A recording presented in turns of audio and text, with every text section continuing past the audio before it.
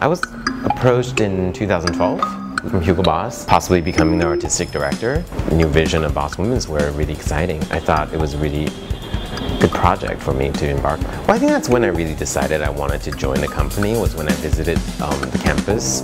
We call it the campus in Metzing. You arrive and there's, a lot of greenery, trees, land. And then, in the middle of it all are sort of 10 all-glass modernist buildings that are, I thought that was kind of really the starting point where the whole collection came from, was that idea of nature versus architecture. And then I think you can really see that influence right down to our first show in February, where literally the show venue itself was a recreation of the Hugo Boss campus. I think the women's wear collection, the Boss Women's Wear collection, is quite young, and I think what I bring to it is a distinct point of view that is quite feminine and wearable and modern. I never looked at the runway and real life as two separate things, and I really like the idea of incorporating the dream and the bigger ideas of fashion, incorporating that into our daily lives. And I think with the first Boss Women's Wear collection I've created,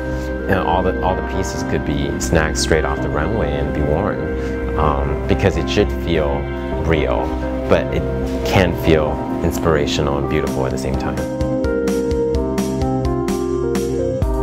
It's interesting you mentioned the two names, because I thought Edie Campbell was the perfect face for Boss, my first collection for Boss Women's Wear, because she just feels like the embodiment of the modern woman. So I think in many ways that felt like the very right face for Boss. But at the same time, on the other hand, the Boss woman is not just one person. I think different iterations of her, and I thought Stella Tennant closing the show, and there's something quite handsome and quite striking, but there was nothing masculine about it. It felt really feminine, but it felt really cool also in a whole different way, because that felt like the two very strong iterations of the Boss Women's Wear that I wanted to create, and that it is versatile, but there is that sense of command and confidence that you get in two very different ways.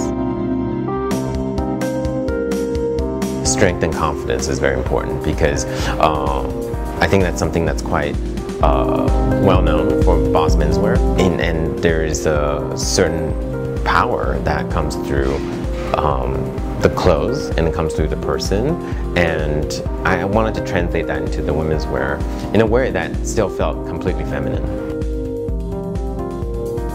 And people ask me what the difference is designing my own label and designing for Hugo Boss. The difference is really, with my own collection, it's very personal, it's my aesthetic, it's very romantic.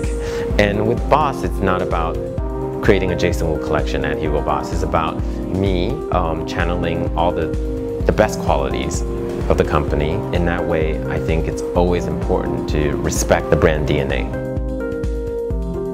I think I've been training to be a fashion designer my whole life, and I think in different ways, and maybe sometimes in ways I don't realize. But yeah, I think definitely I wanted to be a fashion designer my entire life, and I think when my mom bought me my first sewing machine, it kind of sealed the deal. I think that's when my love affair with fashion really begun. Up to today, it's still very much deeply rooted in what I do, is the craftsmanship, and that's true for my own brand, and it's very true for Boss, and done very differently.